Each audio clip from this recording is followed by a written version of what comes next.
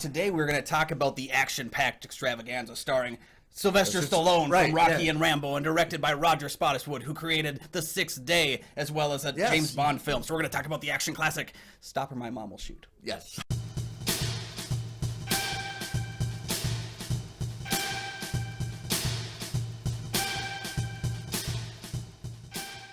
Welcome back to the show. I'm one of your hosts, Kyle Goethe from GoatFilmReviews.com. Hi, everybody. I'm Nick from the St. Paul Filmcast. Thanks for watching. Thanks for finding us. And for our loyal fans, thank you for continuing to support the show. You can follow the show on Twitter and on Instagram. We do have a Patreon. Check that out for some great deals to tell us what to do. This is a Patreon select film for us to talk about. Yeah. Both Kyle and I are members of the Minnesota Film Critics Alliance. Check out the webpage for critics reviews as well as ours. And today we're going to talk about the 1992 film starring Sylvester Stallone, Stop or My Mom Will Shoot. All right. Thank you again, Tyler Paul, for picking this film. Yeah. Definitely one that we may not have, we made a sort of pass, so I'm glad you picked it for us. Right, yeah. All right. And it is 30 years old. Yeah, so Tough as Nails Police Sergeant Joe Bamowski's mother is coming to visit. When she arrives, Tootie tries to help Joe in his personal and day-to-day life, and when that fails, she tries to help him solve a case involving illegal gun smuggling and murder. Now this unlikely duo is on the case, if they can just avoid killing each other first. So the interesting aspect about this movie, researching it, is pretty much the writers. I think William Osborne, Will Davis, they've written together before. I think they did Twins together, written screenplay. Yeah, I know Osborne had written that one. Yeah, I think Davis did all. And then another person that's attached for the writer is Blake Schneider. He wrote a film called Blank Check. It's kind of like a kid's kind of a movie. It's definitely one that was floating around when I was younger. Yeah. I don't think I ever really watched it or didn't watch it with enough like reverence to keep watching it, but I remember it very fondly. So William Osborne, he wrote Twins, which is a big hit, kind of like this, which contrasts. You get a big muscle bound like Arnold Schwarzenegger and Danny DeVito, contrast, which is kind of this movie is kind of a contrast. And then you got Will Davis, who did The Real McCoy. William Osborne also wrote for screenplay for Scorpion Kings and Ghost in the Machine, which stars Karen Allen, if you want to look that up. I think if you want to play, it's not really presented, but you want to research, I think probably Blake Schneider wrote the screenplay, and then William Osborne and Will Davis probably come in to clean it up a little bit. I assume so, because Snyder didn't have a lot of credit. He still doesn't have a lot of credits writing. He doesn't have a large plethora of things to look at, so it would be assumed, I guess, that would be the takeaway. I didn't see any specific breakdown for that, but these kinds of things, especially in the 90s, were very studio-produced, kind of run them through the mill. Right. One thing I found very captivating about the behind-the-scenes is we have executive producer Ivan Reitman behind the helm, so that also brings in those things like Twins. Oh, he was there. My eyes were like, all right. How did I miss that? With Twins, with Junior, with Kindergarten Cop. Yes. And then there's the notorious story of Arnold Schwarzenegger starring in this movie, which I don't. Are you aware of the story? No, he's supposed to star in this movie. So Schwarzenegger became aware of the script. He'd read it and knew it was terrible. Now during that time frame, he was also kind of in this kind of joking feud with Stallone.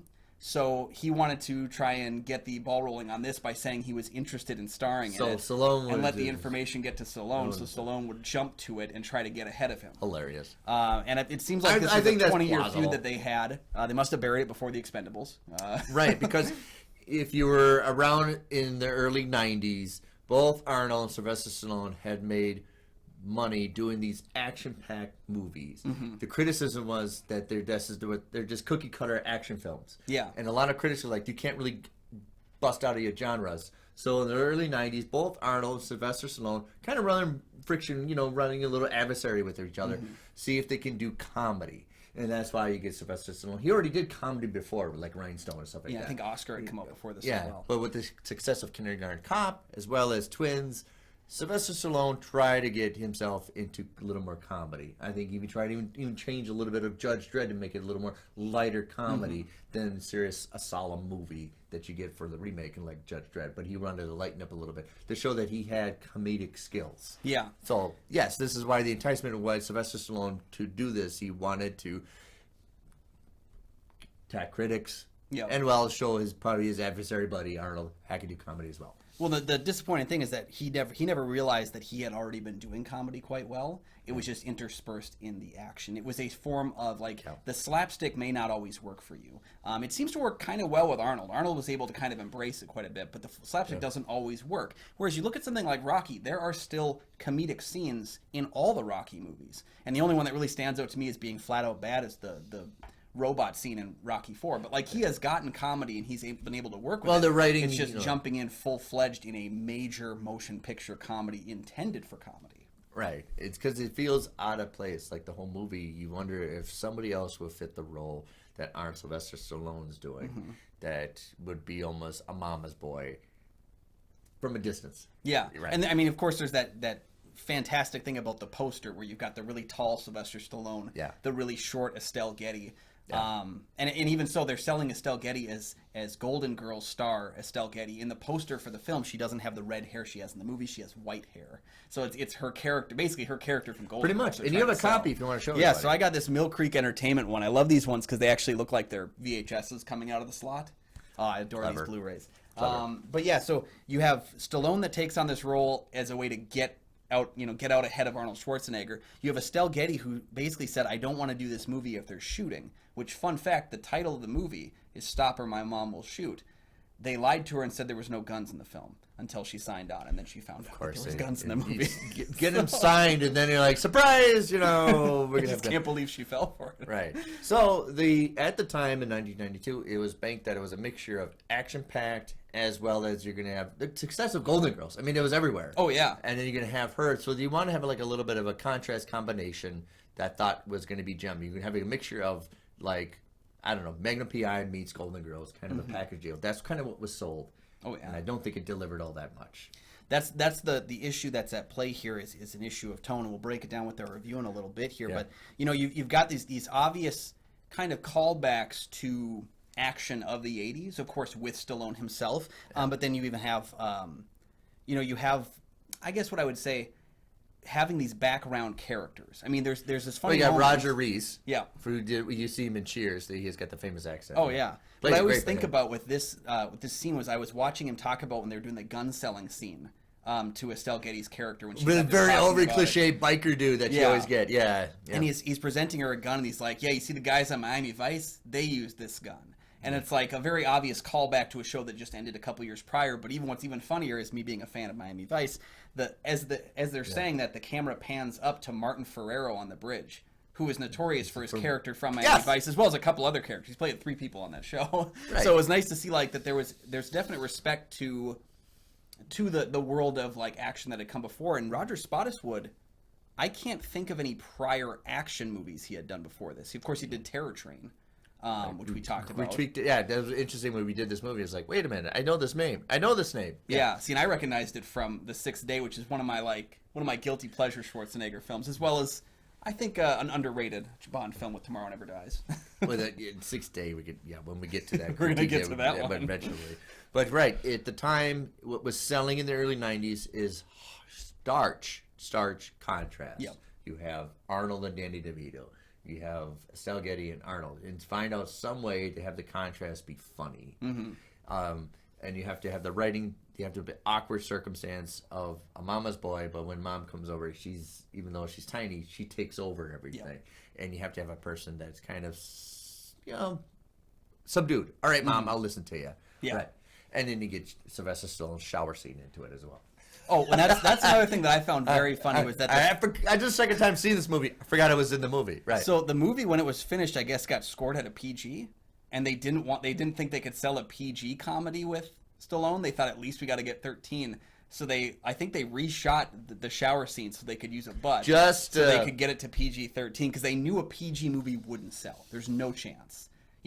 We've got to give a little bit of edge to it. So thank you, Stallone's booty. Even Twins was rated R, right? I think Twins was rated R. Twins is like the dark horse, where it's the one I've seen the least of the Schwarzenegger comedies, but yeah. So you have Roger Reese, and then you got a surprise appearance by Ving Rhames. This is just before playing Mr. Stereo. Mr. Stereo. This is a couple months before Pulp Fiction. Mm-hmm. So and you recognize his voice; he's right in there. But playing the stereotypical bad guy. Yeah, it's always fun to go back to these kind of action movies and see the people that we now know and love when they were just the guys in the background. because it happens quite a bit, you know. Yeah. And even like Martin Ferrero would not be big or noticeably big until the following year with Jurassic Park. You know, he played the stuck-up lawyer. So like, it's these people just on the cusp of like something more noticeable that would make their career. So. And I wonder, because Sylvester Stallone's wearing this very '90s jacket. That, but did Arnold take it over for Last Action Hero? Because it's almost the same kind of jacket. Maybe. It's almost the same kind of outfit for Last Action Hero. Did Arnold intentionally? I don't know. I gotta ask him. Did you just rip off what Sylvester Stallone's wearing for this movie to wear it for? That might have been another slight in their ongoing feud. It's like, I'm gonna wear your suit and do it better. Right. And no mullet. What the heck, Sylvester Stallone? We like him when he was wearing a mullet. No one's perfect. Right. So up next is our review of Stop or My Mom Will Shoot. So what do we have to say about Stop or My Mom Will Shoot? Ebert said it was one of the worst movies he'd ever seen. Stallone said it was his least favorite of the projects he's appeared in. It's one of it was automatic reflex. Somebody has there's something you regret ever doing, and it was this movie. Yep. Yeah. It's almost like Mark Wahlberg with The Happening, where it's like he says the title before you finish the question. Right. This is the first time I've ever seen the movie before, but it's one I've always looked forward to watching. I'm the Sylvester Stallone fan. I think he is fantastic. I'm a Golden Girls fan. My wife and I have that on the TV quite a bit, so I'm a huge Estelle Getty fan. And this movie definitely, if you've heard of BDE, this movie is BSE, Big Sophia Energy. But watching the movie, I enjoyed how bad it is. Let's be clear, it's a bad movie. It's stationary. Yeah. That's what I would say. There's not a lot of movement with the catch. It's almost like they think the joke's going to happen, just set the camera and make the joke The movie's happen. very reliant on the jokes. Yeah. And if they don't land, which some of them don't, then it becomes all the more noticeable. Now, I'll be clear, I don't think the movie is a good movie. I enjoyed the so bad it's goodness of it. Right. And I think that's what Tyler Paul, our Patreon, said when he gave us this too. He goes, "Are you guys ready to do a bad movie?" And I was like, "Well, yeah." Right. And what's interesting now is it's interesting to see now rather than would you see it in 1992. That's the thing. Because there's so many good movies in 1992. Yeah. Obviously, this one. But now to look back to see what you're thinking. Yeah. But you're trying to capture Golden Girls and kind of, They're trying to play off I mean, of course, I do think that Schwarzenegger probably was one of the looks here. Was that, hey, Kindergarten Cop, we can do another one like that. Ivan Reitman, director of Kindergarten Cop, is a producer here. There definitely seems to be that fluid motion of let's continue this work. Now, I want to use that as kind of like the springboard here. Is Kindergarten Cop is a comedy, but it never shies away from the hard action. If you remember the opening of Kindergarten Cop, it opens with this kind of violent shootout, and Schwarzenegger shows up with these glasses, he's dirty, he's in this, like, he looks dangerous and he looks mean. No, the gimmick of the Kindergarten Cop is after a day of working with the kids, he looks like he just went through the jungle and Predator. He just beat up and everything. They're horrible. I can't take it. Kindergarten Cop has some shootout scenes where blood spurts on the walls. Like, it can get pretty violent. It's just that what happens is that it uses that jokiness to kind of off-play it, but it never shies away from the action. I do wish more of this movie had been comedy based around the action, because that's the stuff I laughed at the most. The fumbling of the gun, maybe you didn't really notice Grandma cleaned the gun, Mom cleaned the gun. Mom cleaning the gun, and then all of a sudden, funny. what did you do, Mom? Then people, right, action should have been the funny rather than the 1-2 bring John Hughes jokes of, I'm going to make breakfast for you, and then you do the Uncle Buck thing where you just, a buffet of food. Yeah, that didn't feel organic. Like the jokes that were coming out of the gun buying scene where Estelle Getty, I go back to that scene because I thought it was really funny, where she gets kind of cornered by this guy in the dangerous part of town, and instead he's an honest to goodness salesman who's going to sell you these illegal guns, and they're having this like back and forth about it that I thought was really funny because it was, again, mined from the story, mined from the action itself. That was the stuff that worked. I think one crucial ingredient, and I wrote in my notes, I think what would help is instead of Estelle Getty being naive, that she was experienced, hard, veteran enforcer, and that's where he gets his, but she's much more better at it, and that's why he doesn't want to present her. I think the naiveness is cute and all, but I think eventually you have to trade out that she knows what the heck she's doing the entire time. I think that would have been a far more interesting movie. All of a sudden, maybe she has experience doing policing, something that all of a sudden he's just dumping a police cop. We don't know why, but maybe she has experience before too, and she's better at it, and that's why he doesn't want to present her in the police. All of a sudden, she knows the mechanics, she gets her bearings, and then just accepts at it. I think that would work far better. And the next step I'm missing, there has no heart to this movie.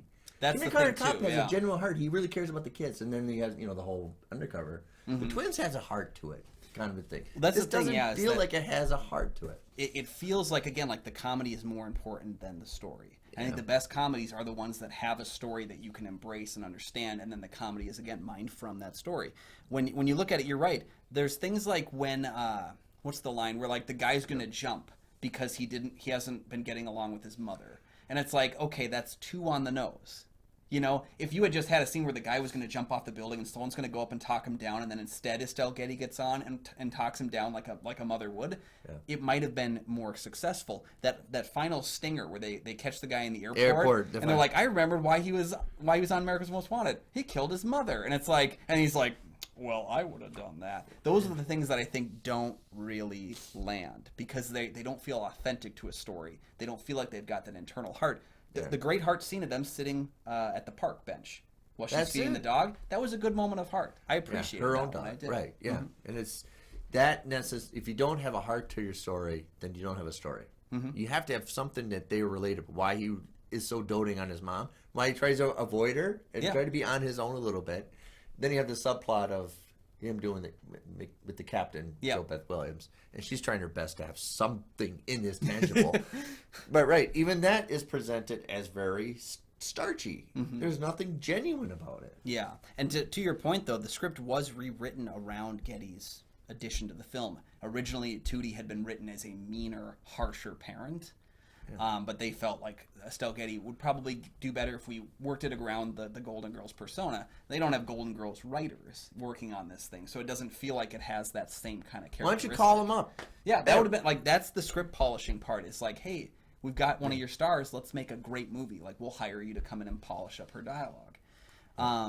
Yeah, the stuff that was fluid, the stuff that really worked for me were things like he gets out of the car to go investigate his home and she gets into the driver's seat. Now she has to drive when they're chasing. I thought that was really funny because it felt fluid to the story. It did. Or the beginning of the movie, it was great. Beginning of the movie with the whole action and he's got his boots up on the car. And felt like Kindergarten Cop a little bit, where they opened up on like a big action scene. I was like, oh, we're going there, good, Yeah, and if you maintain that tempo, a little bit dark, but you have mom coming in and, give him cookies as she's beating the crap out of them. Yeah, things like I liked when she had the pictures out at the desk at the cop shop. I thought that was like quirky enough, and I thought there are probably some others who would do that.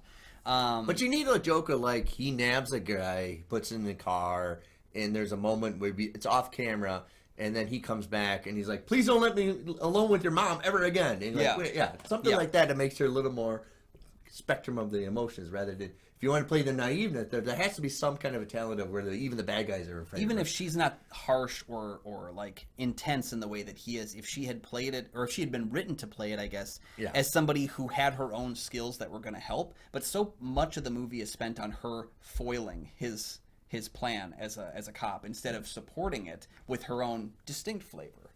And this goes back to, I think, my biggest problem with the movie. And again, overall, like, I actually enjoyed the movie more than I expected to. My biggest problem with it is I do think, I love him to death, I think Stallone is miscast. He's not working with a director that can handle him. It reminds me of him with Rhinestone with Dolly Parton. That movie was not made for him. Yep. And he tried to make it for him, and it's not what he is. And it's same with, why he left Beverly Hills Cop. Yep. And why it's better with Eddie Murphy. Yeah. It comes down to, like, Stallone, I've seen him do comedy well, interspersed in his action stuff. I think the comedic gem of the Suicide Squad is his voice work as King Shark. He just interjects all these little notes where he, like, and it's how he delivers the lines. He's very good at that. When you look at him in even just, the recent MCU films he's done with Guardians of the Galaxy 2 and stuff, he's funny in those scenes because it comes from his persona. It comes from the strength that he imbues on screen.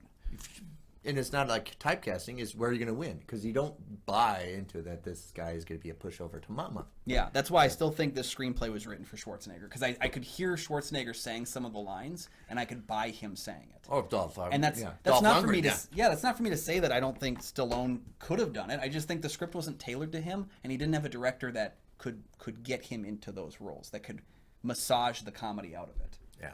Right. Yeah. So, have you seen Stop or Mom Shoot? Yeah. overall, I enjoyed the movie more than I expected to, because you just hear so many terrible things about it that you expect to hate You love this kind of stuff. Right? Gosh, the it's worse good it is, stuff. the better you. Hey, but you know what? 87 minutes. If the movie was 2 hours, I got a problem. 87 Comedy minutes. can't be 2 hours. Comedy Yeah. has to be 88 or 90 minutes at the most. Well, this kind of comedy has to. Yeah, let us know your thoughts on Stop or My Mom Will Shoot. And you Yes, know what? please do. Yeah. We have done 2 Roger Spottiswoode films on this show. Tell us which one your favorite is. Are you a Terror Train person or a Stop or My Mom Will Shoot person? We'd love to hear your opinions down below. Or you can join the Patreon and tell us which one you want to do next. Yeah, definitely. Or We'd love to hear another Stallone movie that we haven't done yet. There's plenty out there. Yeah, or another Estelle Getty film. She's done Maybe anyone? one or two, I don't Right. know. Yeah. Thank you guys for joining us. Yeah, make sure while you're down there commenting on the episode to like and Yes. subscribe. Don't cost you a dime, and they help to support the channel. And check out that Patreon link too, so you can be like our patrons, like Tyler Pearl, who helped already us pick mentioned this the episode. Patreon. I know, but I'm going to keep mentioning because I'm so excited that we got people picking episodes. So desperate. Okay. We are desperate. Yeah. All right, thank you guys so much for joining us. You can find all my film reviews over at goatfilmreviews.com. You can find my show, the St. Paul Filmcast, anywhere you find podcasts. And I don't know. Do you have a gun? I don't know.